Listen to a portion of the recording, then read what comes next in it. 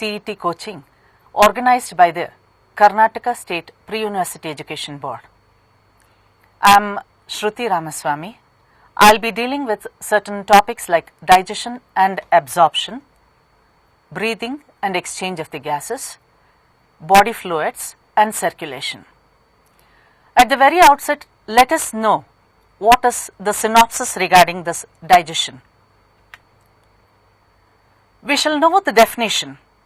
Digestion is a catabolic process of conversion of the complex non-diffusible food substances to the simpler diffusible food substances.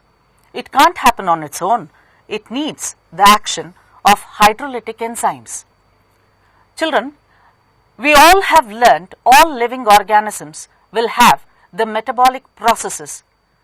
Amongst the metabolic processes, one is anabolism, the other one is the catabolism. Digestion and respiration both happen to be a catabolic process. So here whatever food we consume, they are not in a diffusible state, but by the action of the hydrolytic enzymes, they get converted into a diffusible state and can get absorbed. Let us know the types of the digestion. In the animals we find there is intracellular digestion as well as extracellular digestion. Intra, the very word is saying it is within the cell that the digestion process gets carried out. Extracellular digestion is nothing but the digestion occurs outside the cell but within the lumen of the body of an organism. Amoeba and in sponges we find it is having intracellular digestion. There will be a temporary stomach called the food vacuole within which there would be the digestion that gets carried out. Amongst the human beings we find there is a wide lumen within which the digestion occurs. Let us start up with the human digestive system.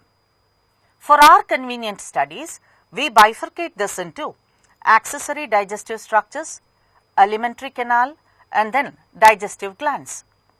Accessory, they are not directly involved in digestion, but rather they help in digestion. Cheek forms the boundary of a buccal cavity. Palate is the roof of the buccal cavity. Ula, kirnalge ante en karitivi, that's a small muscular structure which helps during swallowing process. Tongue and teeth. Alimentary canal is a long tubular structure extending from mouth to anus. It includes pharynx, a common passage for both windpipe as well as the food pipe, esophagus, J-shaped structure stomach, small intestine and large intestine. Within our body we have the digestive glands. There are 5 of them: salivary glands, gastric glands, liver, pancreas and intestinal glands. What's the role of the teeth? The human dentition is nothing but the mode of arrangement of the teeth in the buccal cavity or jaw. The teeth is thecodont type, in the sense the teeth or the tooth is embedded within the jaw socket. It is diphyodont type because in the lifespan we get 2 sets of the teeth. One is a milk teeth or deciduous teeth. The other one is a permanent teeth. The milk teeth droops down at the age of 6 to 8 and then is replaced by permanent set of the teeth. We can find that the teeth differs in their structure and as well as in their function. So we call it to be as heterodont. Incisors are there, wide, chisel shaped, they help in chopping the food. Canines, they are sharp, they help in tearing the food. Premolars and molars, they are cusp shaped, they help in grinding the food. We find that the primary teeth has a dental formula 2102. The milk teeth does not possess the premolars. Permanent teeth dental formula is 2123, bar 2123, half the set in the upper jaw and half the set in the lower jaw. We have on this slide a primary teeth diagram as well as the adult teeth diagram. See here, we can see incisors, canines are there, premolars and molars. Premolars are absent and it's only molars. But here, in case of the adult teeth, you can see there is presence of the premolars. So the dental formula here will be 2102, whereas here it is 2123. The digestive glands, salivary glands, they are of three pairs.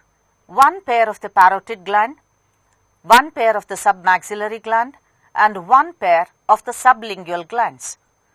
All the three pairs of the glands secrete saliva. The composition of the saliva is 98% of water, remaining is salts, mucin, lysozyme, a bacteriolytic enzyme, and chyle, which is a carbohydrate. The pH of the saliva is 6.8 to 7.2. It is neutral. Only at this particular range of the pH, the carbohydrates can work upon its substrates. Gastric glands. These are located in the stomach. They secrete the gastric juice. We have a very acidic pH within the stomach. It's all because there is presence of oxyntic or parietal cells that secrete HCl, zymogenic or peptic cells or chief cells, they secrete the zymogens. We need to know what is zymogen. It's a inactive state of the enzyme. The zymogens of the stomach are pepsinogen and prorenin. Goblet cells, millions of goblet cells, they line the walls of the stomach. They secrete mucus. What a wonderful creation it is. HCl, there is a chance that it may corrode the wall of the stomach. It doesn't happen so, because mucus is being secreted by the goblet cells and protects the walls of the stomach. Next, liver. Liver is considered to be as the largest exocrine gland of the body. It secretes the bile juice. Very synonymously, we use the term metabolic mill of the body. Liver is called a metabolic mill because maximum metabolic activities takes place within the liver. The fat metabolism, carbohydrate metabolism, then protein metabolism. You can see alcohol metabolism also occurs within the liver itself. The components of the bile juice comprises of water, bile pigments, bilirubin and biliverdin. How are they formed actually? We call liver to be as a crematorium of the RBC. The old and the worn out RBCs will be destructed within the liver. As a byproduct, there is production of these two pigments, bilirubin and biliverdin. Bilirubin imparts yellow color, biliverdin it imparts the green coloration. Bile salts are there, sodium and potassium, glycocolate and taurocolate respectively. Cholesterol and phospholipids also happen to be a component of the bile juice. See, the only digestive juice which does not possess any sort of the enzyme is the bile juice. What's the pH of this bile juice? It is alkaline, 7.6 to 8.6. You may wonder, there are no enzymes, but what's the role of this bile juice? Most important role is played because it helps in emulsification of the fat. The larger globules, they are broken down into the simpler granules by the action of the bile salts.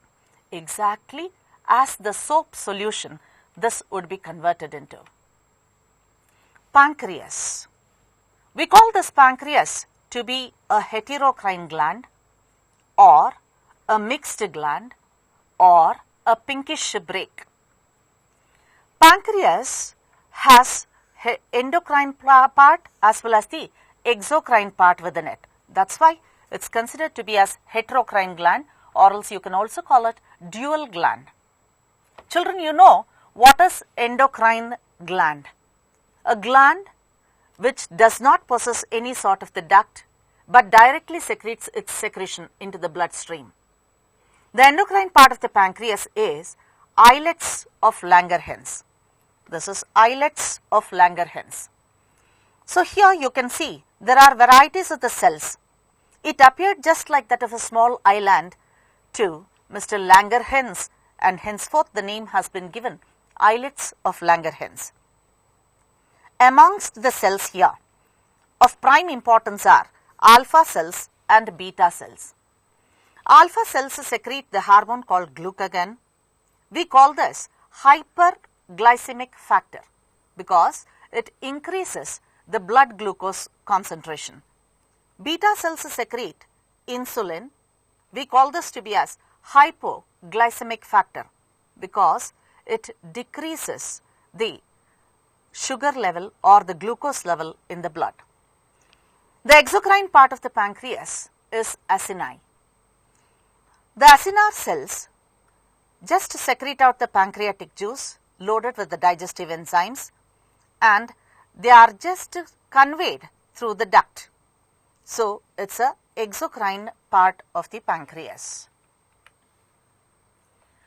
Later, we have the intestinal glands.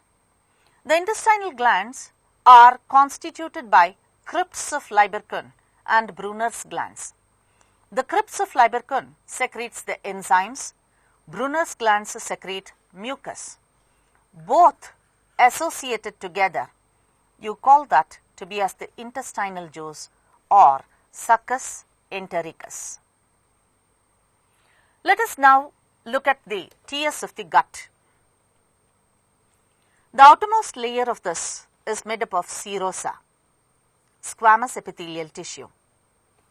Below the serosa, there is a muscular coat made up of smooth muscle fibers. Towards the outer side is the longitudinal muscle, and towards the inner side is the circular muscle. It forms a very thick coat. Later, below this layer is submucosa. It is made up of areolar connective tissue, and below the submucosa is mucosal layer. It comprises of the smooth muscle fiber as well as connective tissue, and there are finger-like projections which we call it to be as the villi. There is a lumen. There is a lumen within which the digestion process gets carried out. This is an enlarged picture of the villi. The lining of the lumen is made up of the absorptive as well as the secretory cells. Absorptive as well as the secretory cells. The epithelial tissue, columnar type of the epithelial tissue, it has on its free surface finger-like projections called microvilli. The microvilli, villi and plicae circularis, all three together, they increase the surface area for absorption. There are certain secretory cells which lie at the base of the villi. These are Penneth cells or Argentaffin cells. On the inner side of the villi, there is presence of the lacteals. They are nothing but the lymph vessels. There is presence of intricate network of the blood capillaries. The digested food from the lumen is absorbed. Those which are easily soluble in the blood enter into the blood, rather in the water, enter into the bloodstream, and those digested food, so which are not readily soluble in water, they enter into the lymph stream.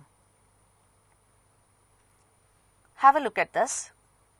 At the base of the villi, there would be Penneth cells which secrete the enzymes and Argentaffin cells which secrete the hormones. The process of digestion. We can classify the digestion process in two methods. One is a mechanical digestion, the other one is chemical digestion. where there is no direct involvement of the chemicals, just by the movement the food is broken down, you call it to be as mechanical digestion. If at all there is involvement of the chemical substances like enzymes, then we call it to be as chemical digestion. Mechanical digestion may be the mastication of by the teeth, mastication of the food by the teeth, and breaking of the food by muscular action. In the stomach we find there is churning movement, and while the food is propelling forwards, there would be peristaltic movement. It is nothing but a wavy like contraction and relaxation of the muscles surrounding the alimentary canal. We call this peristaltic movement. It helps in forward propulsion of the food. Chemical digestion. In mouth, the food that we consume, in that starch, which is a polysaccharide, is converted into a disaccharide maltose by the action of salivary amylase or ptyalin at a pH which is neutral 6.8 to 7.2. The partially digested mass of the food from the mouth reaches the stomach by peristalsis, and this is said to be as bolus. Digestion in stomach. The digestion of proteins takes place only after the zymogens have been activated.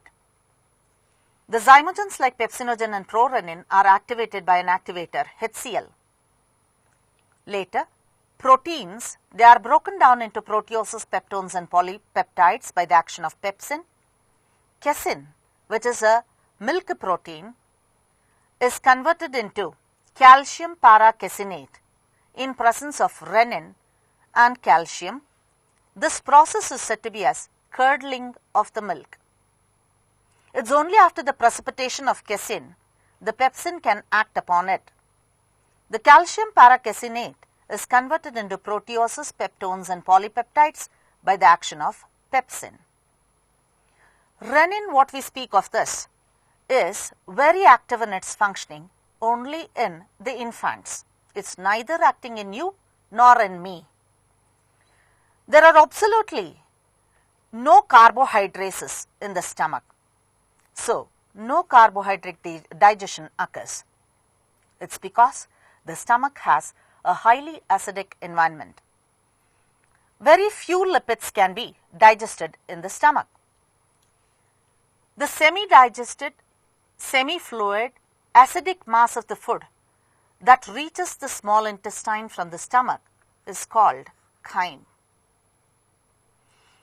All the food substrates complete their digestion within the small intestine. Into the small intestine, pancreas, liver and intestinal glands pour out their secretions. So, together pancreatic juice, bile juice as well as succus entericus reach the small intestine and complete the digestion there. The enzymes that are secreted along with the pancreatic juice are pancreatic amylase, trypsinogen, chymotrypsinogen, procarboxypeptidase, nuclease and steapsin. Trypsinogen and chymotrypsinogen are considered to be as endopeptidases because in a long chain of amino acids, the inner peptide bonds are broken down by trypsin and chymotrypsin. What we speak of this trypsinogen and chymotrypsinogen are zymogens. They are activated by a non-digestive enzyme called enterokinase. Procarboxypeptidase getting activated by enterokinase or autocatalytic function of trypsin. Now, it acts as exopeptidase. It breaks down the terminal peptide bonds of a polypeptide chain. Steapsin is considered to be as the strongest lipase. See, enterokinase, it is a non-digestive enzyme. Why do we call it so? Because it does not work upon any substrates of the food. Instead, it just acts as an activator. There are no digestive enzymes as we studied earlier in the bile juice, but the salts of the bile juice help in emulsification of the fat in the intestine. Only after the emulsification, the emulsified fats can be just broken down by the lipases of the intestine. The enzymes of succus entericus, nothing but the intestinal juice, are maltase, sucrase and lactase as carbohydrases, tripeptidase, dipeptidase as proteases, intestinal lipase as lipases. The action of the enzymes over the food substrates are shown as follows. Proteins, peptones and proteoses converted into dipeptides by trypsin and chymotrypsin as well as procarboxypeptidase. The carbohydrates in the chyme are hydrolyzed by pancreatic amylase. Children, wherever you get the term amylum, it indicates it is starch. Fats are converted into monoglycerides, nucleic acids into their simplest form, nucleosides by nucleases. At the end products of digestion, the proteins are converted into amino acids, the polysaccharides have been converted into glucose, and then the lipids are converted into fatty acids and glycerol. The end products of the digestion, they are in a diffusible state. The alkaline emulsion of the digested food in a small intestine is called chyle. Do you remember? We have studied three forms of the food. The food which is digested in the mouth reaching the stomach is called bolus. From the stomach to the intestine is called chyme, and now in the small intestine it is said to be as chyle. After the process of digestion, all the end products, they are absorbed. So through the intestinal mucosa, they reach the blood and the lymph. This process is said to be as absorption. The absorption may be carried out by various methods.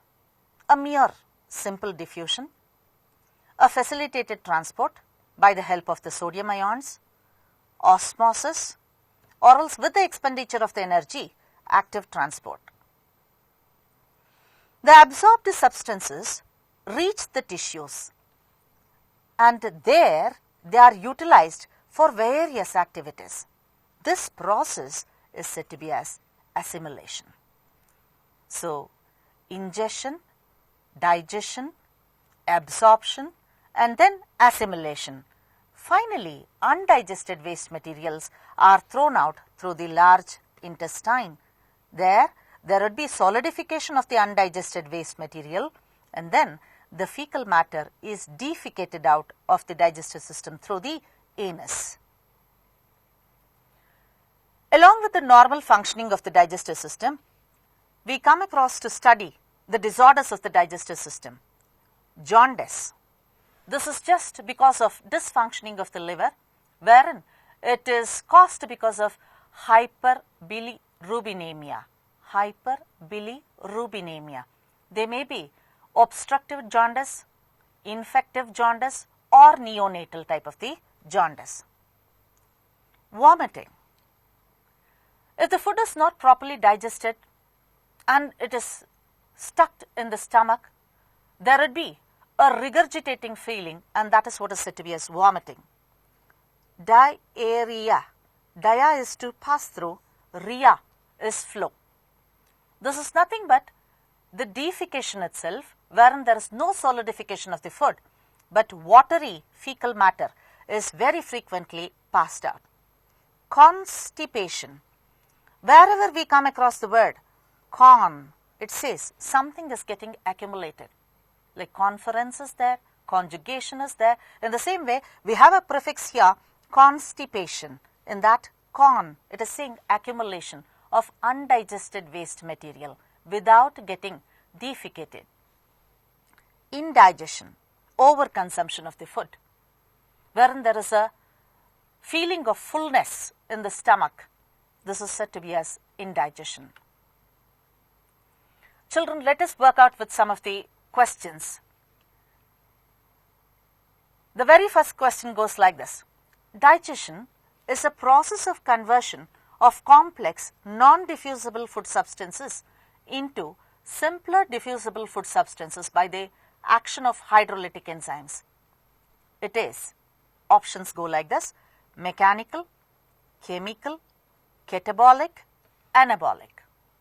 Of course, digestion is by both mechanical as well as chemical process, but very important is it is through a catabolic process that there is conversion of the non-diffusible food substances into the simpler diffusible food substances. This is the structure of the tongue. In the tongue, we have the various papillae, circumvallate papillae, fungiform papillae, and there is filiform papillae, foliate papillae. The question is, the small sized conical shaped papillae in the tongue, which are tactile in function. Tactile, they in no way help in perceiving the taste of the food, but they perceive the sensation of the touch. Which are those? Circumvallate, fungiform, filiform, and foliate. See, it is small sized, exactly at the central portion it is located. You call this to be as filiform papillae. The dental formula of milk dentition in man is, the options have been put forth here. I have specified the milk teeth does not bear premolars. So, it is 2, 1, 0, 2. You can also write bar 2102. This is 1/2 of the upper jaw and this is 1/2 of the lower jaw.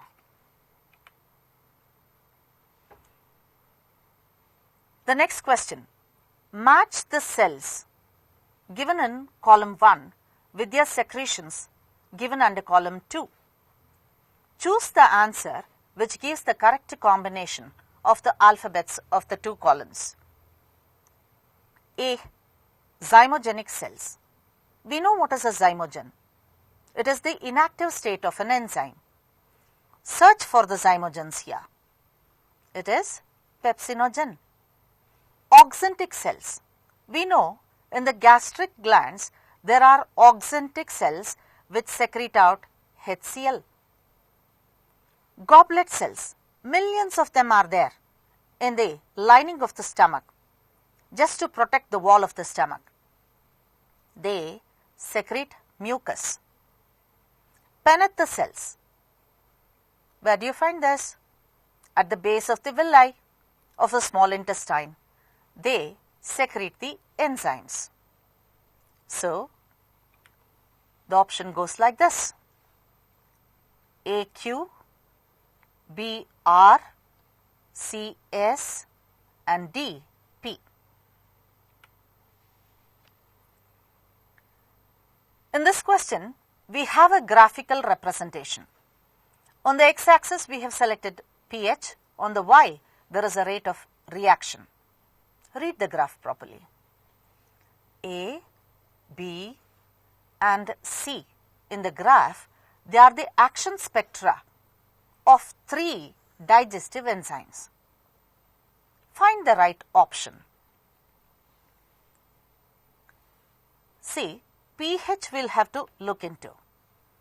2 is highly acidic, so it might be the enzyme of the stomach. 7 is very alkaline, rather it is neutral. 8.6 is very alkaline. So, if it is 7, it might be an enzyme of the mouth. 8.6 might be in the small intestine. A, pepsin, B, ptyalin, C, trypsin. So, just see here, we are observing the enzymes are very specific to the pH. any fluctuation in the pH, we do not find the enzymatic action. This is how you will read the graph and find the choice. Which of the following is not a correct match of glands and enzymes? Pancreas, liver, intestinal glands and gastric glands. Respectively, the enzymes have been given. They have asked which is not a correct match. Liver, steatopsin. We know never liver will secrete any sort of the enzyme. So, steatopsin is a very strong lipase being secreted by the pancreas and not the liver. Next question.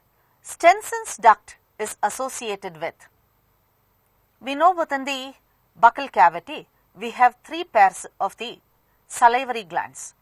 A pair of the parotid gland just located in front of the ear on the inner side of the cheek, one pair located just behind the lower jaw, submaxillary gland, and one pair located below the tongue, it is sublingual gland. The duct that is associated with the parotid gland is the Stenson's duct, wherein the duct of Rivinus and Watson's duct, they carry the saliva from the submaxillary and sublingual gland. See, we have 2 here, submaxillary and submandibular. Both are synonymously used there. Next question. The first step in digestion of fat in the intestine is. I have told you children, without the emulsification of the fat, no enzyme can work over it. So, the first step in the digestion of the fat is emulsification. The next question. Large amounts of unabsorbed fat are eliminated out of the body and is one of the conditions of obstructive jaundice. The statement B says, entry of bile into the small intestine, it is prevented during obstructive jaundice. The options say like this, both the statements A and B are correct, B is the reason for A. Both the statements A and B are correct and B is not the reason for A. Statement A is correct but B is wrong. Statement A is wrong and B is correct. Let us work it out. See, large amounts of unabsorbed fat. Fat is not getting absorbed but it is just eliminated out of the body. It's one of the conditions you find in obstructive jaundice. The statement B is saying entry of the bile into the small intestine is prevented during the obstructive jaundice. Let us look into this answer. Both A and B are correct and B is the reason for A. I have a slide for this. See, these are all gallstones. You can also call this gall calculus. In an obstructive jaundice, these gallstones or gall calculus, they are formed within the gallbladder. There is a chance that it might enter into the cystic duct and may block the passage. The secretion of the liver as well as the pancreas, both are conveyed through a common hepatopancreatic duct into the intestine. But now the stone is blocking the passage. So, no chance of the bile entering into the small intestine. It is unabsorbed and it is eliminated out of the body. So, reason for this is the entry of the bile into the small intestine is being prevented because of this obstructive jaundice. So, the answer is both the statements A and B, they are correct. B is the exact reason for A. Next question. Note the relationship between the first 2 words and suggest a suitable word for the 4th place from the choice given below. This is a condition of deficiency of the vitamins. Vitamin B deficiency leads to beriberi. Then vitamin D deficiency leads to what? Options are scurvy, night blindness, rickets, delayed blood clotting. Children, our diet should be properly balanced. Vitamin is a must for the body. If at all we run short with the vitamins, we end up having one or the other disorders. So see, scurvy is caused because of the deficiency of vitamin C. Night blindness because of vitamin A. Rickets is because of vitamin D, wherein the bones are not properly formed. Delayed blood clotting, it is because of vitamin K. See, you are looking at the picture here. The signs of rickets: soft spot on baby's head and is very slow to close, bony necklace, curved bones, big and lumpy joints. There will be arched legs, bowed legs. Better not enter into this and have a proper diet. The death of the intestinal bacteria will cause reduced synthesis of vitamin B complex and vitamin K, reduced excretion. If we do not drink water properly, then there would be abnormal functioning of the kidney. A tired feeling is also seen, and blurriness in the vision is also seen. But synthesis of the vitamin B complex and vitamin K is because of the intestinal bacteria, which we call it to be as the beneficial bacteria, Escherichia coli.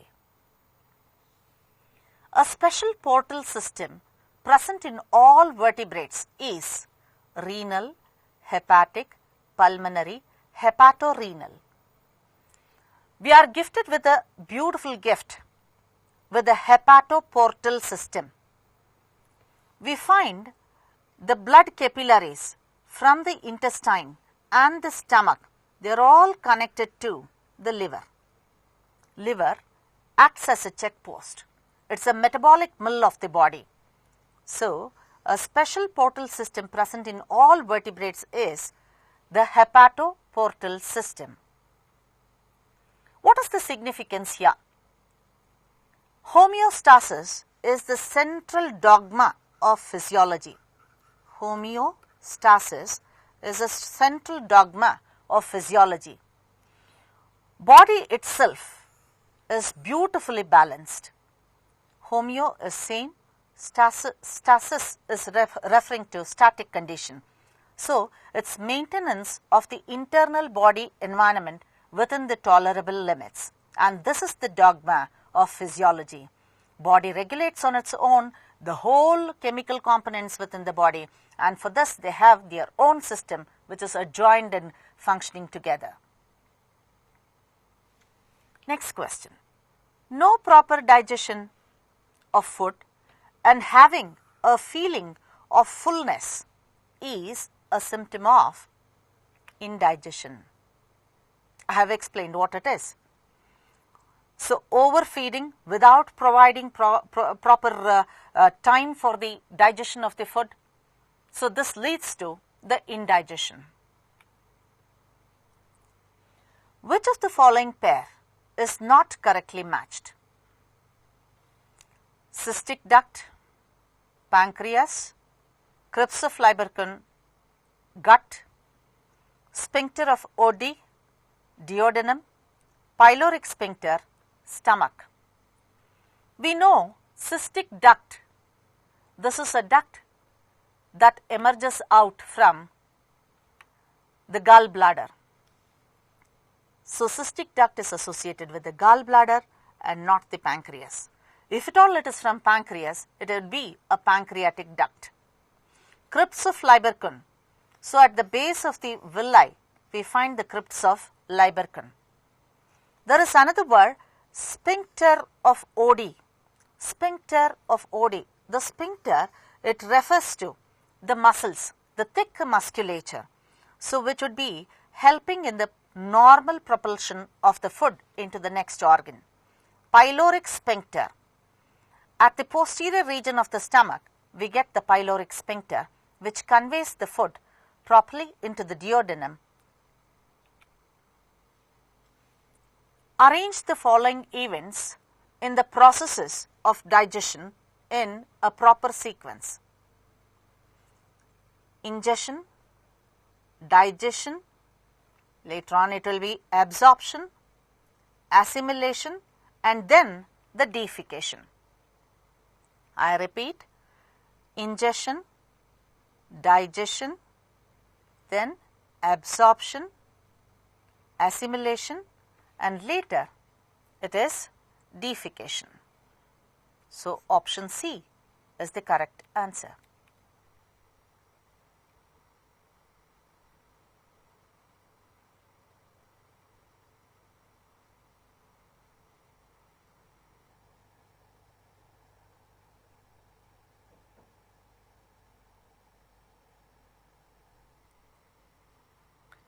Let us start up with the next chapter, breathing and exchange of gases. What we are seeing here is the entire respiratory system. The basic functional and structural unit of the lungs is the alveoli. Let us at the very outset know what is the definition of respiration. In your lower classes you have learnt it is exchange of the gases, that's it. But an exact definition goes like this: respiration is a catabolic process wherein there is intake of oxygen rich air. It is not just oxygen, but it is oxygen rich air into the lungs, utilization of the oxygen for the oxidation of the food, and then removal of carbon dioxide rich air from the lungs. Now, types of respiration amongst the animals. One is a direct respiration, the other one is indirect respiration. What do we actually mean by this? A direct respiration is nothing but exchange of the gases between the body surface and the surrounding environment. But in an indirect respiration, from the surroundings, the air enters into the lungs, reaches the blood, and from the blood it is being carried to the cellular site. So, we say it is indirect respiration. The respiratory organs amongst the organisms, different organisms, may be skin, trachea, gills, and lungs.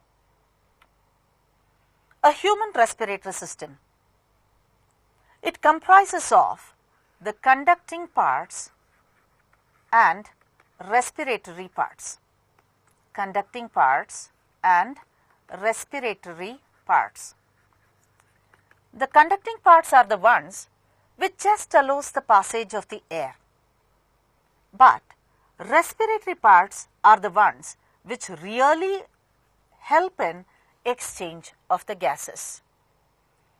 Like terminal bronchioles, the alveoli, here really the exchange of the gases will occur, and that is why we call them to be as the respiratory parts.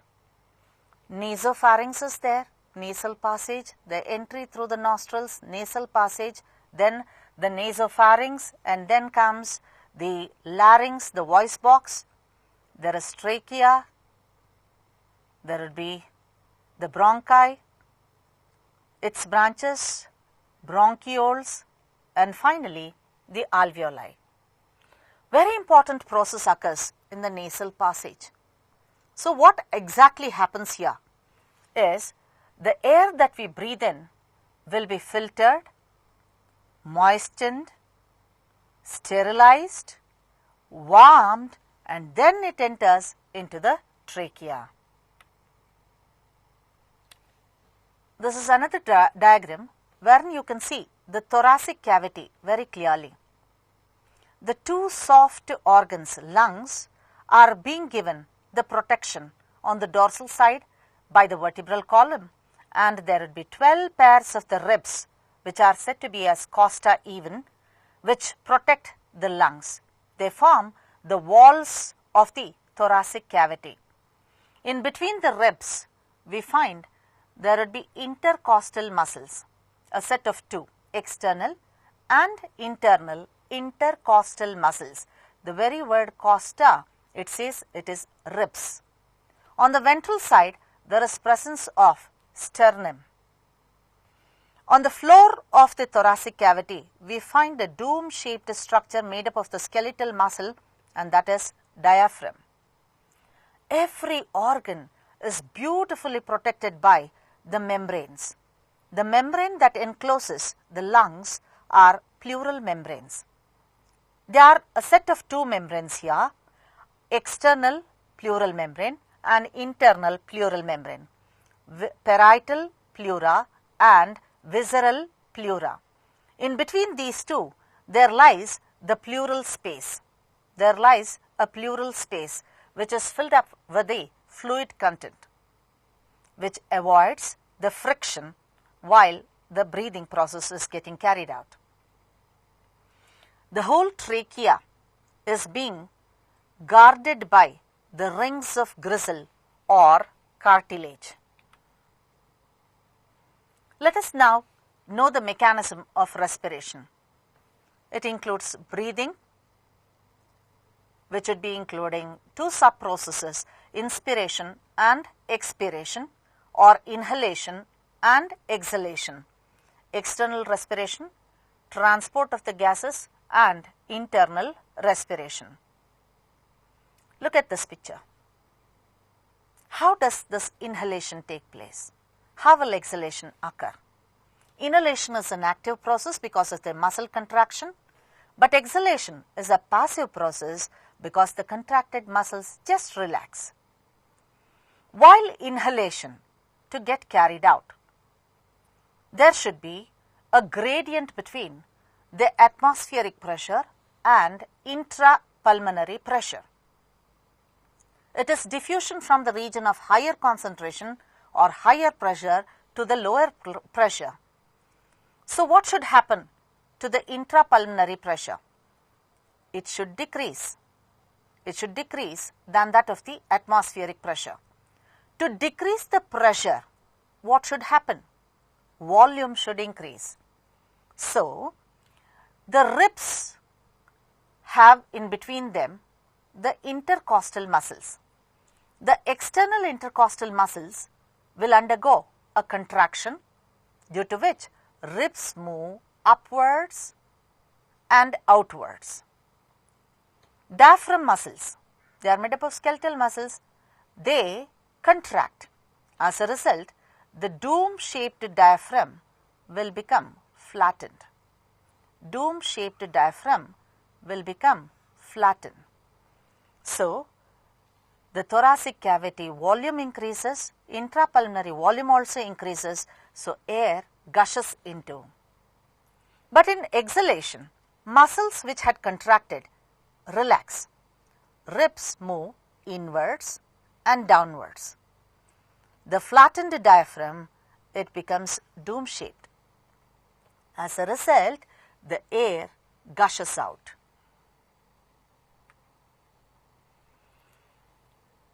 So, we find in the mechanism of the respiration, there would be external respiration and internal respiration. What actually happens here? The air that we breathe in reaches the lungs. Alveoli has an intricate network of the blood capillaries.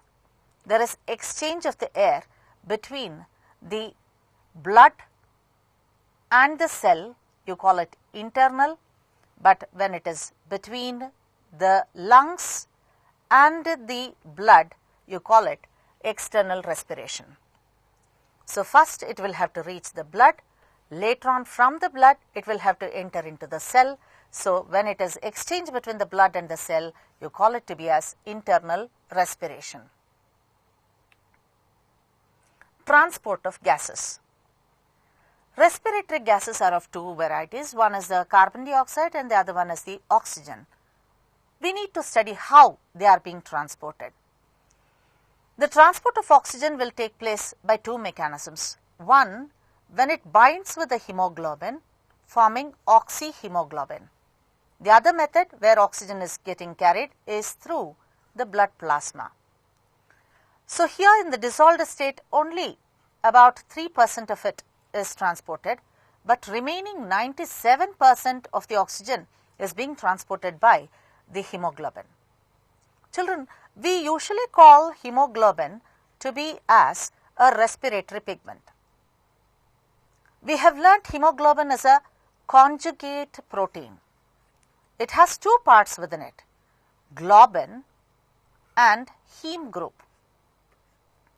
The globin happens to be the proteinaceous part, whereas the heme group happens to be the prosthetic group or the prosthetic part, non-proteinaceous part.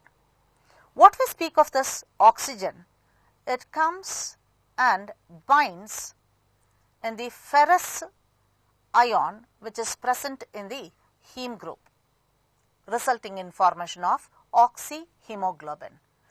When we use the term saturated, we mean to say that one hemoglobin molecule is carrying 4 oxygen molecules. Next, transportation of the carbon dioxide.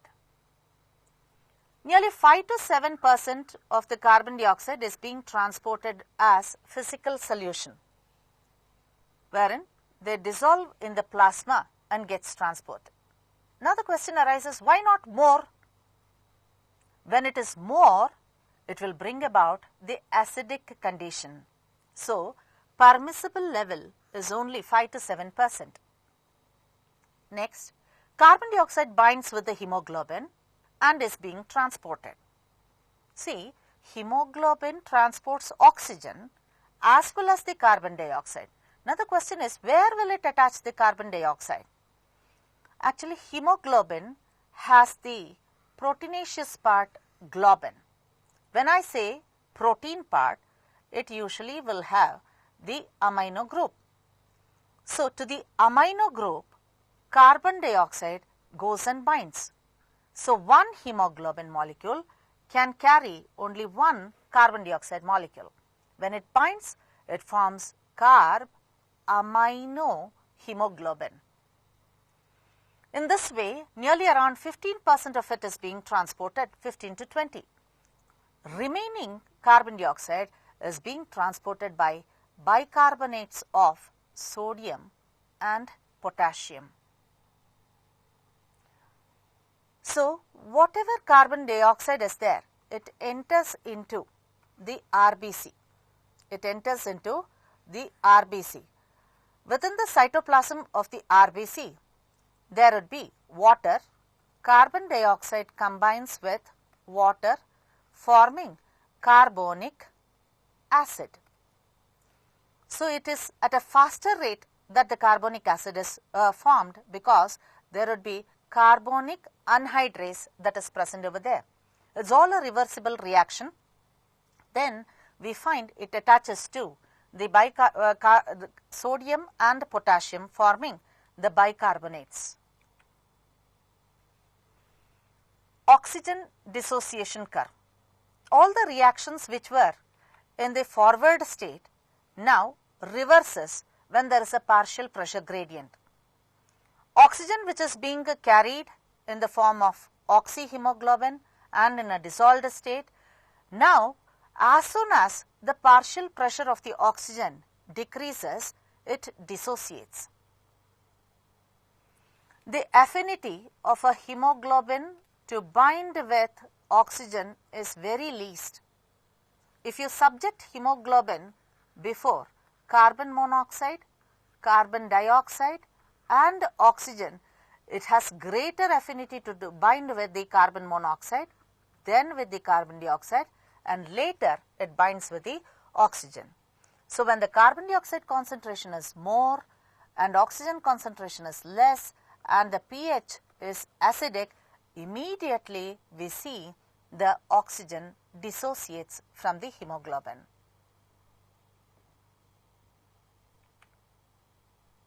Pulmonary volumes and capacities. They are being recorded by a device called the spirometer. What's the volume of the air that we breathe in normally It is the tidal volume and 500 ml of it. IRV is a inspiratory reserve volume. So when we inhale in the deep breathing, there would be around 3 liters of the air that we breathe in, and it is said to be as inspiratory reserve volume.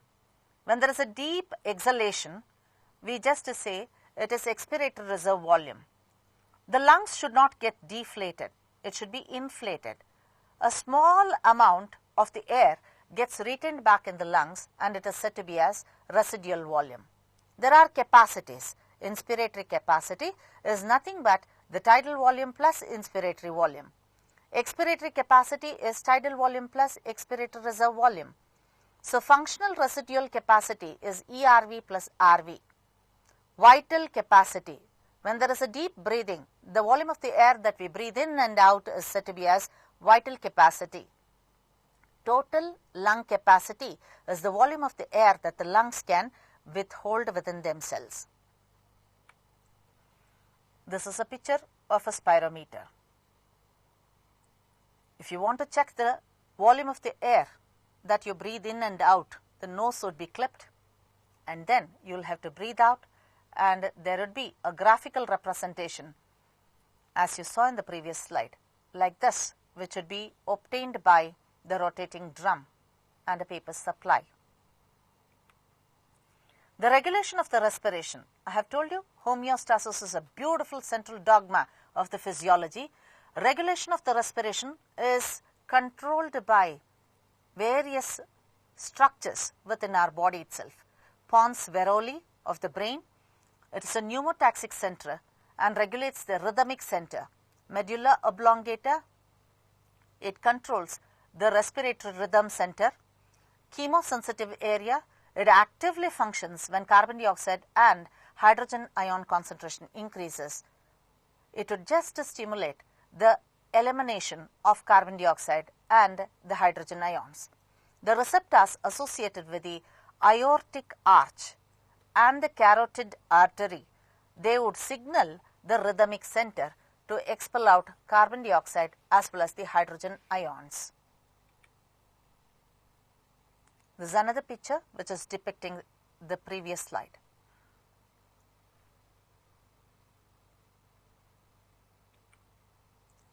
The disorders of the respiratory system that you have learned: asthma, emphysema, occupational respiratory disorders.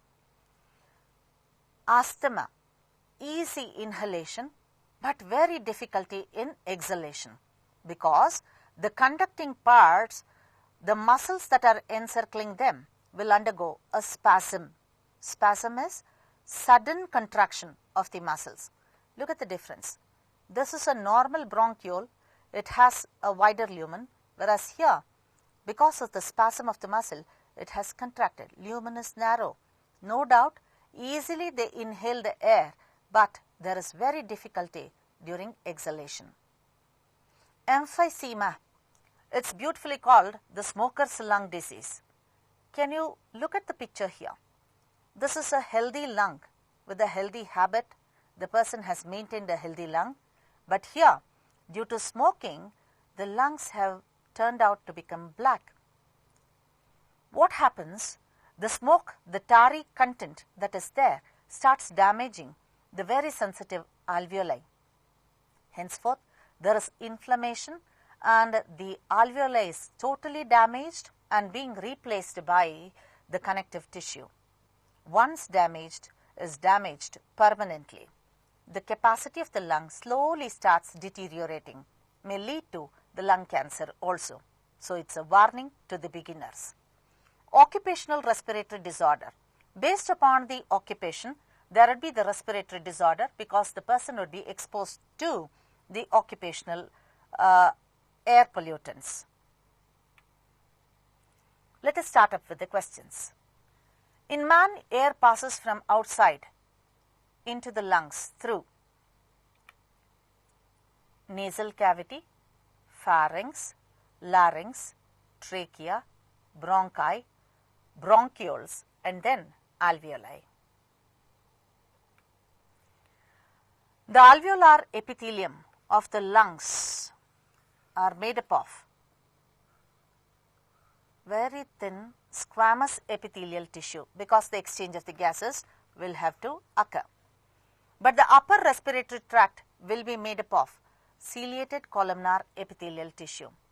Later, it gets converted into cuboidal, but when we reach the alveoli, it is made up of squamous epithelial tissue. The external respiration is a process of, I have explained in the previous slides, it is the exchange of the gases between the surrounding air and the blood.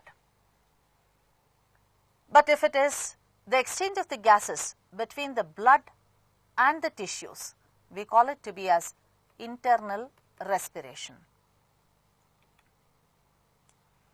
Carbon dioxide combines with hemoglobin of blood and forms carb-aminohemoglobin.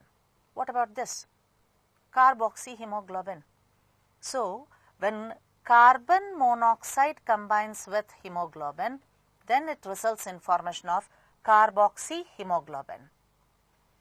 This when hemoglobin combines with oxygen. The lungs are enclosed by a membrane called pleura. How about this? Periosteum. Every organ is given a protective covering.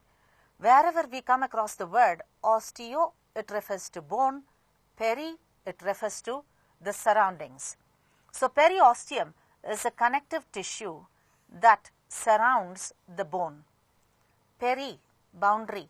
Chondro is nothing but cartilage. Perichondrium is the white fibrous connective tissue that just surrounds the cartilage. Pericardium. Peri is boundary. Wherever we come across the word cardia, it says it is heart. So, it is the protective connective covering of the heart. The next question, which combination of muscles contract and cause inspiration? Obviously, it is external intercostal muscles and diaphragm. But the same muscles, when they relax, the process will be exhalation.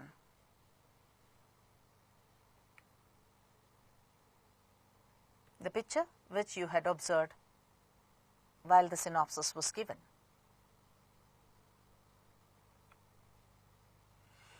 The spirogram obtained from a spirometer indicates the different pulmonary volumes. Choose the correct answer from the choice that matches the graph. 500 ml, half a liter during normal breathing, the air that we take in and breathe out. This is inspirator reserve volume, this is expirator reserve volume, and this is the residual volume to keep the lungs inflated and not deflated.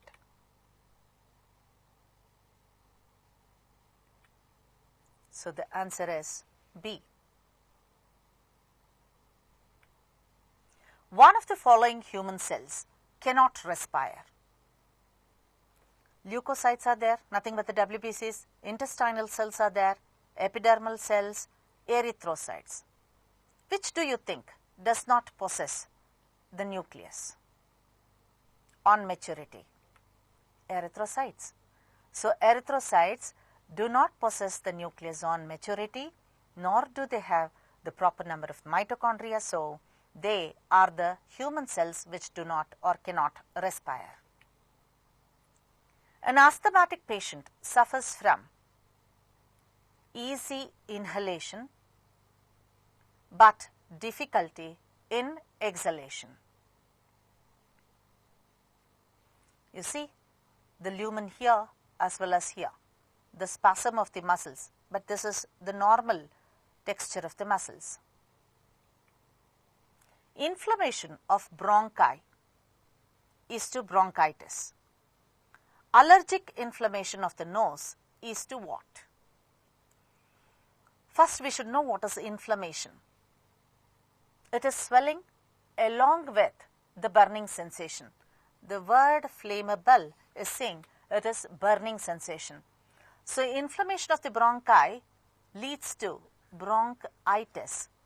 Allergic inflammation of the nose leads to rhinitis. Whenever we come across the word rhino, it says it is nose. Have you heard about rhinoceros? So rhino is nose and keros is nothing but the horn. There is a horn over the nose of the rhinoceros, henceforth the name is so. We have the option here, myocarditis.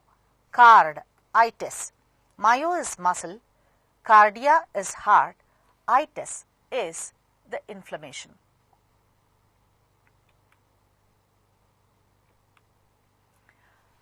Generally, a person who lives in higher altitude has rosy cheeks and lips, so he or she is characterized with which of the conditions?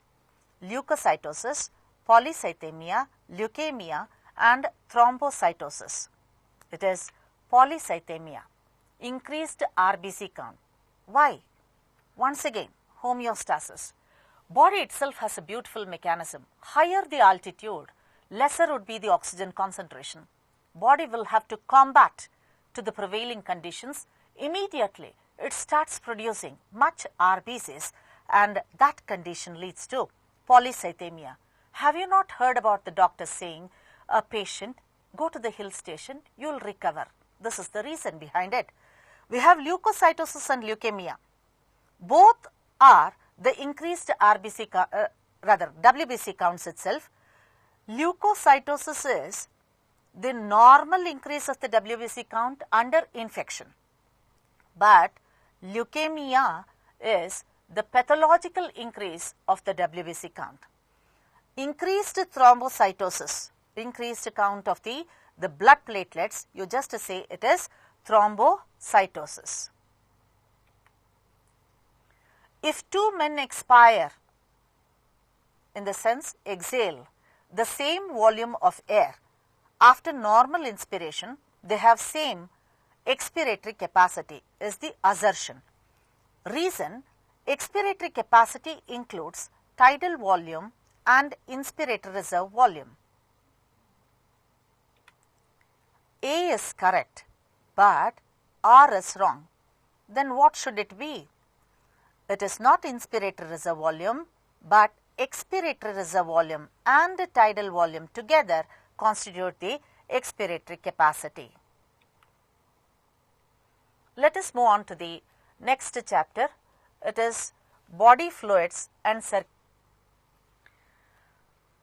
we shall start up with the next chapter. It is body fluids and circulation. A wonderful topic wherein we will be knowing about the fluids present in the body and how they are circulated. The Columbus of the circulation happens to be William Harvey, wherein other scientists and biologists did know about the other processes, but at the end they came to know what is the main that is required, and that was circulation. Definition. It is nothing but a cyclic movement of the blood from the heart to various parts of the body and again back to the heart. Amongst the animals, there are two types of the vascular systems. One is an open vascular system, the other one is a closed vascular system. In an open vascular system, we find there is heart, and for a shorter distance there is presence of the arteries, and directly it is pumped into the open spaces called the sinuses. There is no continuation of the blood vessels, so it is open type. In a closed vascular system, we find there is presence of the heart and the blood flows in a closed circuit constituted by the blood vessels. The components of the blood. Blood comprises of the plasma, then the formed elements, it is erythrocytes, leukocytes and thrombocytes. RBC is nothing but an erythrocyte. Then the WBCs or leukocytes are of different varieties. They may be granulocytes and agranulocytes. When I speak of granulocytes, they have a granulated cytoplasm, includes the acidophils or eosinophils, basophils, then neutrophils. The agranulocytes include the monocytes and lymphocytes. They have agranular or non-granulated cytoplasm within them. Children, you should know this monocyte is considered to be as the biggest amongst the WBCs and is called the scavenger of the body. Neutrophils are called the shock troops of the body. They are around 70 to 80% of total leukocyte count. The components of the blood in another slide again. The blood plasma comprises of 91% of the water, 7% of the proteins like albumin, globulin, fibrinogen and prothrombin, and the solutes made up of ions, nutrients, waste products, gases and certain regulatory substances. Blood platelets less than 1%, leukocytes less than 1%, neutrophils, lymphocytes, monocytes, eosinophils and basophils, and erythrocytes less than 99%. We have blood groups. Karl Landsteiner takes up the credit of having unraveled the secret of the blood groups here. We know that they are of A, B, AB and O group. How can you identify that a person's blood is A group? It's based upon the type of the antigen present on the membrane of the RBC. If a person's RBC on its membrane has A antigen, then it is A blood group.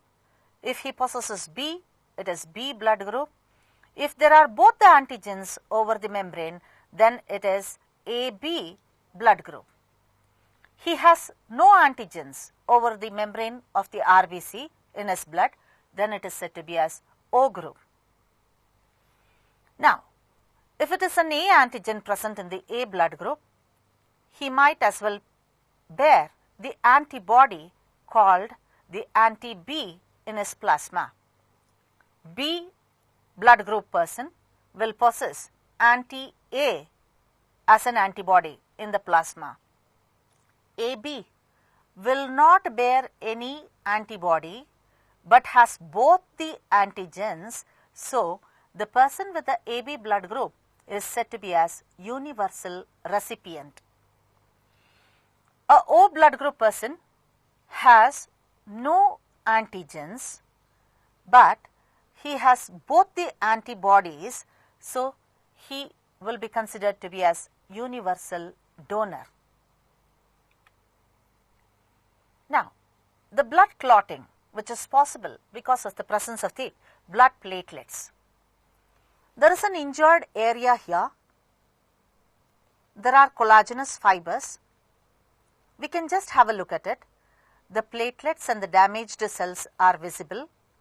Plasma releases certain clotting factors which would include calcium and vitamin K. Immediately, the prothrombin, which is in its inactive state, gets activated into thrombin by the presence of an enzyme called thrombokinase along with the calcium and vitamin K, and then this thrombin will convert the fibrinogen into fibrin.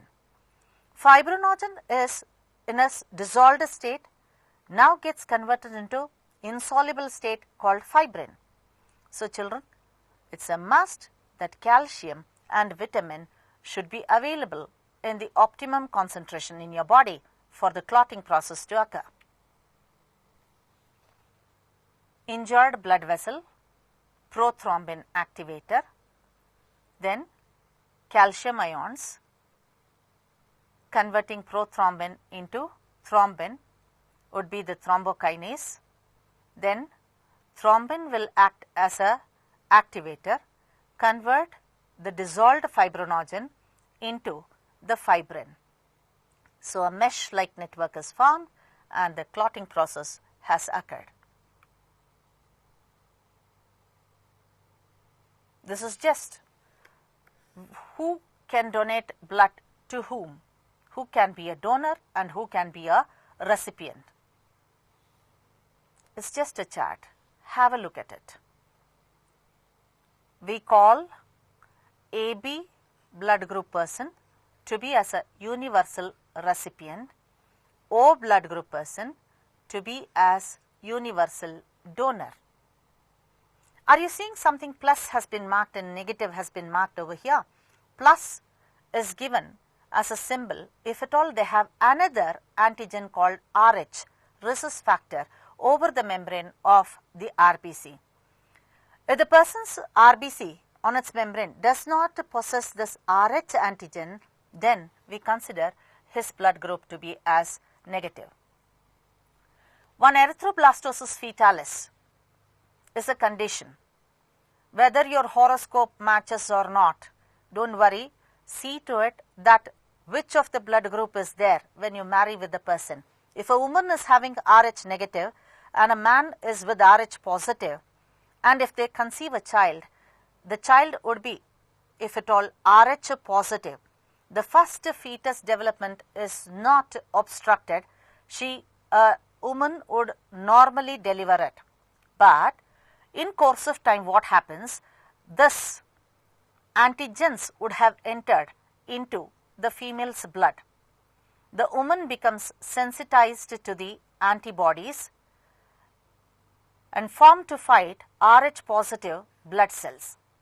So in the next pregnancy, the maternal antibodies will attack the fetal RBCs and henceforth may kill the RBCs of the fetus and leads to the delivery of a dead baby, erythroblastosis fetalis. So there is obviously the medication that can be provided. So she will be provided with anti-Rh antibodies. VS is the human heart. So we will be seeing that the human heart is myogenic heart. The heartbeat originates by a set of the muscles. The human heart has 4 chambers, 2 receiving chambers and 2 pumping chambers, atrium and ventricle. The right atrium and left atrium are the receiving chambers, ventricles are the pumping chambers. So amongst the 2 ventricles, we would be finding the left ventricle has a very thick heart wall. The whole heart is covered by pericardium. It is parietal pericardium and visceral pericardium. The visceral pericardium can also be called epicardium. Then the heart wall comprises of the myocardium made up of heart muscles, cardiac muscles, and then there is a endocardium. There are blood vessels. Superior vena cava or precaval vein, posterior vena cava or postcaval vein, they carry largest veins of the body, carry the deoxygenated blood from various parts of the body, pump it into the right atrium. From the right atrium, it enters into the right ventricle through the auriculoventricular aperture being guarded by a tricuspid valve. From the right ventricle, the deoxygenated blood is carried to the lungs through the pulmonary artery, the only artery that carries the deoxygenated blood. In the lungs, they are oxygenated and brought back to the heart by the help of pulmonary veins. 2 sets of pulmonary veins. They drain the oxygenated blood into the left auricle or atrium. From there, it is pumped into the left ventricle through the left auriculoventricular aperture being guarded by bicuspid valve or mitral valve. Cusp is nothing but a depression. Bicuspid valve has 2 cusps within it and resembles the head dress of a bishop, which is said to be as mitire and henceforth called mitral valve.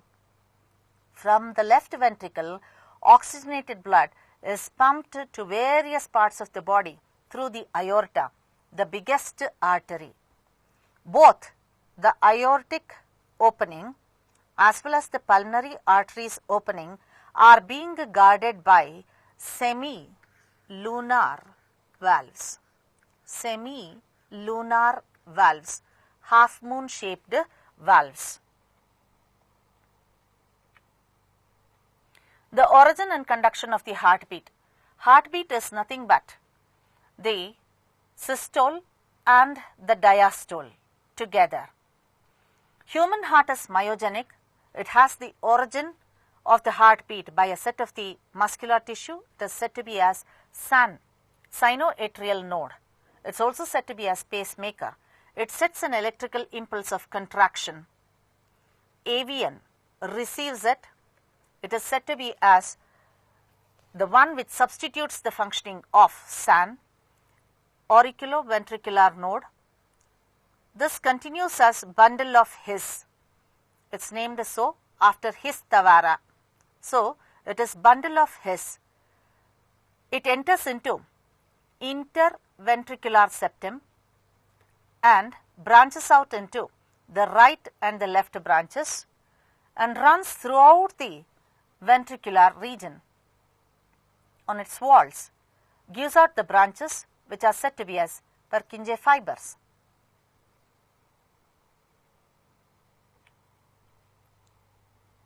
A cardiac cycle.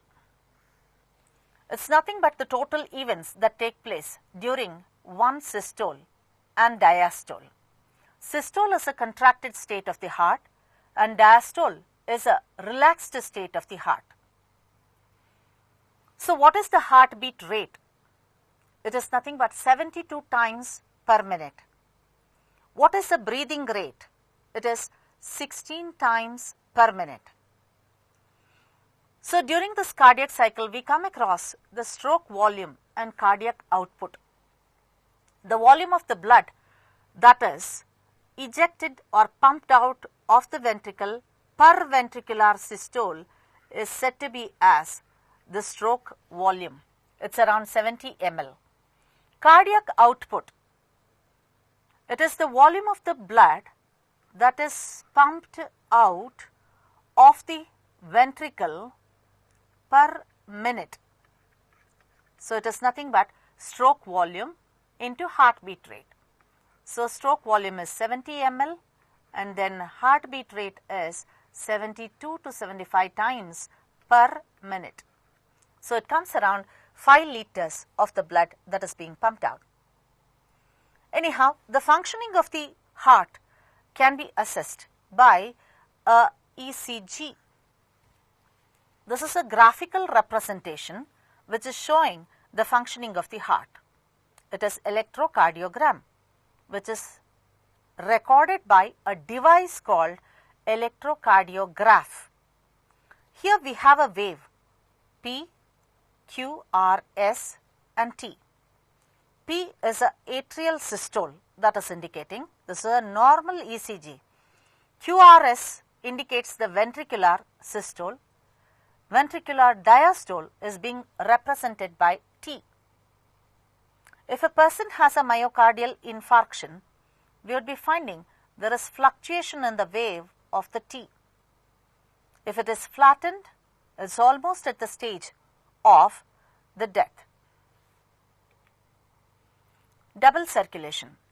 Heart pumps the blood.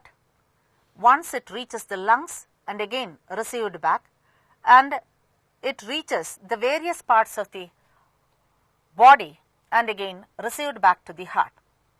There is a shorter circuit, pulmonary circulation, and a lengthier circuit, it is a systemic circulation. The systemic circulation also includes the coronary circulation. Heart gets sufficed first and then pumps the blood to various parts of the body. That systemic circulation comprises of the coronary circulation, wherein the heart pumps the blood to its wall and again receives back from the wall the deoxygenated blood. The pulmonary circulation comprises of the pulmonary artery, which carries the deoxygenated blood from the right ventricle, takes it to the lungs where it gets oxygenated, and the oxygenated blood is drained back into the left atrium by the pulmonary vein. So here we would be finding from the aorta, the oxygenated blood is carried to all parts of the body from left ventricle, and from various parts of the body deoxygenated blood is carried to the right auricle by pulmonary artery, it is the superior vena cava and the inferior vena cava. Disorders of a circulatory system: hypertension, coronary arterial disease, angina pectoris, heart failure or myocardial infarction. Blood pressure is very much necessary to see to it that there is distribution of the nutrients as well as the oxygen. It is nothing but a lateral pressure exerted by the blood on the walls of the arteries. A normal blood pressure is 120 by 80 mm of mercury, wherein this is a systolic pressure and this is a diastolic pressure. If the recurrent reading of the blood pressure is more than 140 by 90 mm of mercury, then the person is considered to be as hypertensive. Coronary arterial diseases: any disorder in the coronary artery. This is an artery which supplies the oxygenated blood to the walls of the heart. This leads to the coronary artery diseases. So, angina pectoris, we call this to be as an alarm that rings prior to the myocardial infarction in non-diabetic person. So, this is severe. Angina is nothing but pain. Pectoris is the pectoral girdle. There is a shooting pain vigorously seen or felt by the person prior to the heart attack in his neck, descending down to the shoulders and then to the pectoral region. Reasons for the coronary artery diseases: this is self-made. Smoking, then increased blood pressure, increased cholesterol content, diabetic, and sedentary lifestyle. There is absolutely no vigorous working or burning of the calories. Myocardial infarction. Can you see here, children? This is a coronary artery which is supposed to supply the oxygenated blood to the walls of the heart, but now the lumen has narrowed because of atherosclerosis, the fat accumulation. So, blood flow or supply to the walls has decreased. So, there would be a myocardial ischemia, insufficient supply of the oxygenated blood to the walls of the heart. So, what happens? There would be the death of the muscles leading to the heart attack. Let us start up with the questions now. Mammalian heart is enclosed by pericardium. I have told you what perichondrium is, surrounding the cartilage, the white fibrous connective tissue. Glissen's capsule, it encloses the liver. Pleura, the covering of the lungs. Heart is located in, be very specific as you are a biology student, it is mediastinum. In between the lungs, it is mediastinum. No doubt it would be inclined towards the left side. What about the sella turcica? It's a bony case that gives the protection to the pituitary gland. Arteries differ from veins in having a thick wall. It's having a thick wall. Veins do have valves because there should be a unidirectional flow of the blood when they carry the blood from the lower part of the body. There should not be a regurgitation, henceforth they possess the valves, but arteries differ from the veins in having thick wall and they are deeply seated. The heart of the heart is made up of cardiac muscles. No other muscles we find in the wall of the heart. Systolic pressure is recorded on hearing the lub sound. during. There are two sounds that would be produced. One is a lub and the dup sound. The lub sound is produced on the closure of tricuspid and bicuspid valves, which occurs on the onset of ventricular systole. The dup sound will be heard on the closure of the semilunar valves. This occurs on the onset of the ventricular diastole. The blood vessel that brings deoxygenated blood from the right auricle from the upper parts of the body is the precaval vein, which can also be called the superior vena cava.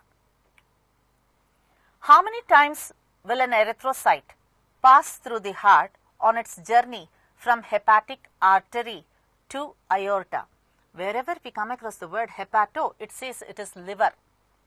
See, the digested food on absorption enter into the liver. From there it reaches the heart through the right into the right atrium. From there it is pumped to the lungs, where it gets oxygenated, and it is pumped back to the heart into the left auricle. So this erythrocyte passes twice through the heart. The hardening of the walls of the arteries due to deposition of the fat is said to be atherosclerosis. Stenosis, it says, it is nothing but stickiness of the valves.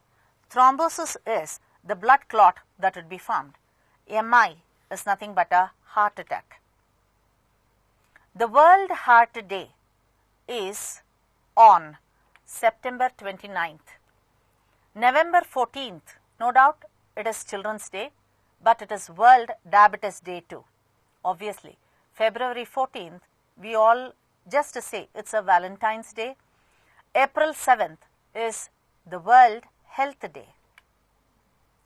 To store an anticoagulant, to store the blood, an anticoagulant that is added is sodium citrate. What does the sodium citrate do? It just binds up and prevents the clotting when the blood is just stored. It binds to the calcium, henceforth there is no clotting that occurs. Identify the components labeled A to D in the given flow chart of the blood clotting process. Injured tissue releases A, it is thromboplastin synonymously. Thrombokinase can also be used. In presence of B is thrombokinase. The prothrombin activates into C, is nothing but thrombin. Later, in the presence of the thrombin, the fibrinogen converts into D. D is nothing but fibrin. So A is the correct option. If X is the rhythmic contraction and relaxation in the aorta and its main arteries, what is X? X is nothing but the pulse. So that's it, children. So what little is possible, the PU board is helping you. Make best use of it. So become very good citizens to the society. That is most important. And I wish you a very best of luck for your future. Thank you.